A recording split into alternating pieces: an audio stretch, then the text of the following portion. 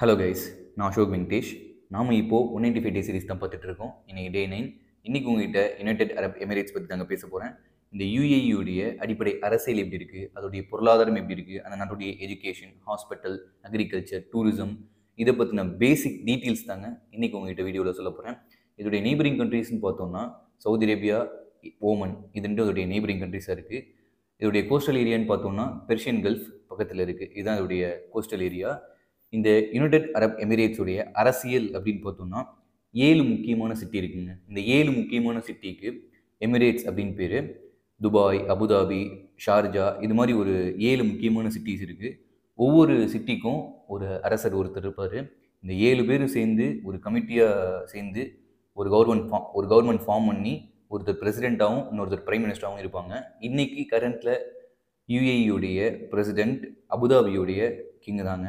அவர் தான் இன்னைக்கு யுஏஇயுடைய பிரசிடெண்ட்டாக இருக்கார். பிரைம் மினிஸ்டர் துபாயுடைய அரசர். இவர் தான் இன்னைக்கு கரண்டில் பிரைம் மினிஸ்டராக இருந்துட்டு இருக்காரு. இந்த நாட்டுடைய மொத்த ஏரியா அப்படின்னு பார்த்தோம்னா 83,600 கிலோமீட்டர் ஸ்கொயர் இந்த நாட்டுடைய மொத்த ஏரியா. இதோடைய மொத்த மக்கள் தொகை 1,10,00,000 பேர் சம்திங் அந்த நாட்டில் வாழ்ந்துட்டு இருக்காங்க. இது ஒரு one of the richest country in middle east அப்படின்னு சொல்லுவாங்க. ரொம்பவே ஒரு பணக்கார நாடு. இந்த நாட்டுடைய எக்கானமி அப்படின்னு பார்த்தோம்னா மொத்தமே ஒரு 46 லட்சம் கோடி இந்திய ரூபாய். அதான் அந்த நாட்டுடைய மொத்த உள்நாட்டு உற்பத்தி. தலா வருமானம் 42 லட்சம் இந்திய ரூபாய். அதான் அந்த நாட்டுடைய தலா வருமானம். இதில் இந்த நாட்டுடைய பெரும்பாலும் மிகப்பெரிய வர்த்தகம் எதை சார்ந்து இருக்குது அப்படின்னா குரூட் ஆயில் சார்ந்து இருக்குங்க. அந்த அளவுக்கு கச்சா எண்ணெய் வளம் மிகுந்த ஒரு நாடாக இந்த யுனைடெட் அரப் எமிரேட்ஸ் இருக்குது. இதை எடுத்து உலக நாடுகளுக்கு ஏற்றுமதி செஞ்சு இந்த நாட்டுடைய பொருளாதாரத்தை இவங்க வளர்த்துக்கிட்டாங்க. உலகத்திலேயே 4வது அதிக கச்சா எண்ணெய் வளம் கொண்ட ஒரு நாடு இந்த யுனைடெட் அரப் எமிரேட்ஸ். இதோடு சேர்த்து இவங்க எக்ஸ்போர்ட் பண்ணுற விஷயம்லாம் என்னென்னா ரிஃபைன்டு பெட்ரோலியம் அது எக்ஸ்போர்ட் பண்ணுவாங்க. Petrol, diesel, gas, LPG liquefied petroleum gas, இந்த மாதிரியான ஒரு சில பொருட்கள் வெளிநாடுகளுக்கு ஏற்றுமதி செய்வாங்க. கோல்டு, அலுமினியம், டைமண்ட், இந்த மாதிரியான பொருட்களும் வெளிநாடுகளுக்கு ஏற்றுமதி செய்வாங்க. இந்த மாதிரியான இந்த வகையான ரிசோர்ஸ் எல்லாமே அந்த நாட்டில் அதிகமாக இருக்குங்க. இதை வெளிநாடுகளுக்கு ஏற்றுமதி செஞ்சு அந்த நாட்டுடைய பொருளாதாரத்தை வளர்த்துக்கிட்டாங்க.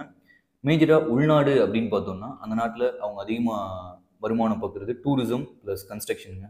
பெரிய பெரிய பில்டிங்ஸ் எல்லாம் இருக்கும். புர்ஜ் கலிஃபா, அந்த நாட்டில் ஒரு 7 ஸ்டார் ஹோட்டல் இருக்குது. இந்த மாதிரி நீங்கள் எங்கே போனாலும் சரி நல்ல பெரிய பெரிய பில்டிங்ஸ் எல்லாம் இருக்கும்.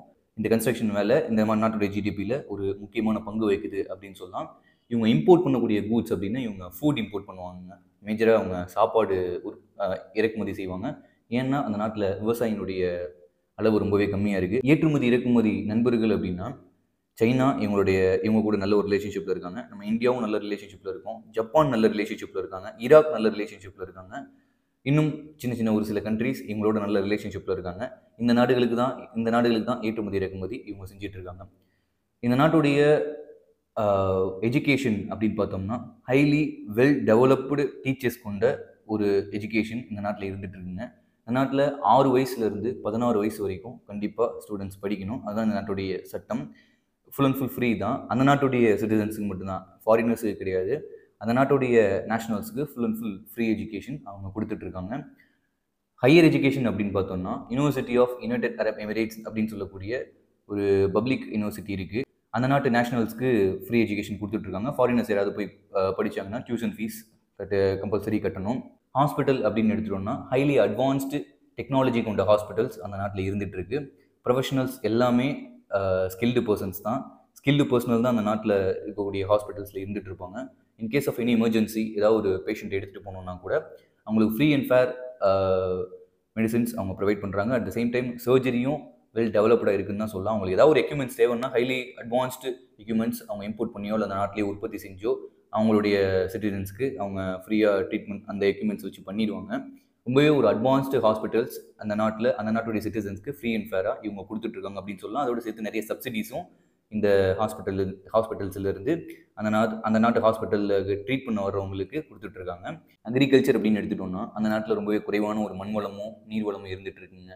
எங்கே பார்த்தாலும் பாலைவனம் தான். 80% அதிகமான நிலங்கள் பாலைவனமாக தான் இருக்கும். அந்த நாட்டில் எங்கேயுமே விவசாயம் செய்ய முடியாது. பொதுவாக இந்த அரபு நாடுகள் எல்லாம் விவசாயம் எப்படி செய்வாங்கன்னா ஒரு பெரிய ஷெட்டு போட்டுப்பாங்க. அந்த ஷெட்டில் வெங்காயம், தக்காளி இப்போ உற்பத்தி செய்கிறாங்கன்னா வெங்காயம் தக்காளி உற்பத்திக்கு தேவையான மணல்கள் எங்கே அந்த மணல் இருக்கோ அதை எடுத்து வந்து அந்த ஷெட்டுக்குள்ளே ஃபுல்லாக கொட்டிடுவாங்க. கொட்டிட்டு இப்படி ஒரு ரோ போகும், இப்படி ஒரு ரோ போகும், இப்படி ஒரு ரோ போகும். ஒரு 100 200 மீட்டருக்கு அந்த ரோ போயிட்டு இருக்கும். இந்த சைடு தக்காளி, இந்த சைடு வெங்காயம், இந்த சைடு பச்சை மிளகா போட்டு உற்பத்தி செஞ்சுட்டு இருப்பாங்க.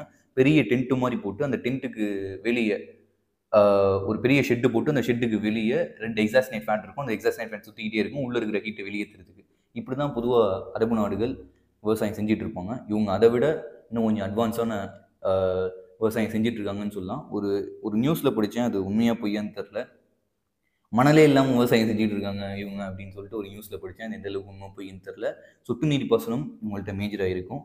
இவங்க நாட்டில் என்னதான் நீர்வளம் குறைஞ்சி இருந்தாலும் தன்னிறைவு விவசாய பொருளாதாரத்தை அடையணும் அப்படிங்கிறது தான் இவங்களுடைய நோக்கமாக இன்னும் இருந்துட்டு இருக்கு. இதனால் விவசாயிகளுக்கு சப்சிடிஸ் கொடுக்குறது, அவங்களுக்கு லோன் கொடுக்குறது, இந்த மாதிரி நிறைய ப்ரிவிலேஜஸ் அந்த நாட்டு கவர்மெண்ட் அந்த நாட்டு விவசாயிகளுக்கு செஞ்சு கொடுத்துட்டு இருக்காங்க. மீன் வளர்க்குறது, மாடு வளர்க்குறது, இது ரெண்டுமே அந்த நாட்டில் அதிகமாக செஞ்சுட்டு இருப்பாங்க. இந்த நாட்டு மக்களுக்கு குடிக்கிறதுக்கே அவங்களுக்கு தண்ணி கிடையாது. இவங்க மேஜர் என்ன செய்வாங்கன்னா கடல் நீரை சுத்திகரித்து குடிக்கிறதுக்கு யூஸ் பண்ணிப்பாங்க. இதே நீரை விவசாயத்துக்கும் யூஸ் பண்ணிப்பாங்க. இந்த நாட்டுடைய டூரிஸ்ட் பிளேஸ் அப்படின்னு பார்த்தோம்னா நிறைய டூரிஸ்ட் பிளேஸ் இருக்குங்க. நம்ம சொன்னோம்னா ஒரு நாள் ஃபுல்லாக கூட அதை பற்றி பேசலாம். அந்த அளவுக்கு டூரிஸ்ட் பிளேஸ் அதிகமாக அங்கே இருக்குது. ஃபார் எக்ஸாம்பிள் சொல்லணும்னா புர்ஜ் கலிஃபா இருக்குது. உலகத்தில் இருக்கக்கூடிய ஒரே ஒரு 7 ஸ்டார் ஹோட்டல் துபாயில் இருக்குது. புர்ஜ் கலிஃபான்னு எடுத்துட்டோம்னா one of the tallest building in the world. இந்த உலகத்திலேயே மனுஷனால் உருவாக்கப்பட்ட ஒரு மிக பெரிய பில்டிங் இந்த யுனைடெட் அரபு எமிரேட்ஸில் இருந்துட்டு இருக்கு. பாம் ட்ரீ ஐலாண்ட் இருக்குது. இந்த மாதிரி நிறைய டூரிஸ்ட் பிளேஸ் அந்த நாட்டில் இருக்குங்க.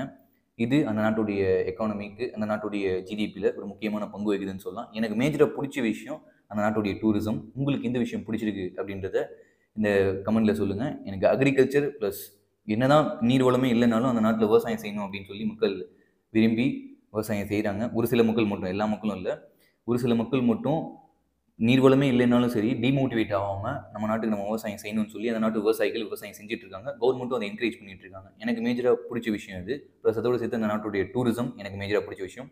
உங்களுக்கு எந்த விஷயம் பிடிச்சிருக்கு அப்படின்றத கமெண்ட்டில் சொல்லுங்கள். இந்த வீடியோ உங்களுக்கு பிடிச்சிருந்துச்சுன்னா லைக் பண்ணுங்கள், ஷேர் பண்ணுங்கள், அண்ட் நம்மளுடைய சேனலுக்கு சப்ஸ்கிரைப் பண்ணுங்கள். தேங்க்யூ ஃபார் வாட்சிங் this video. Have a great life.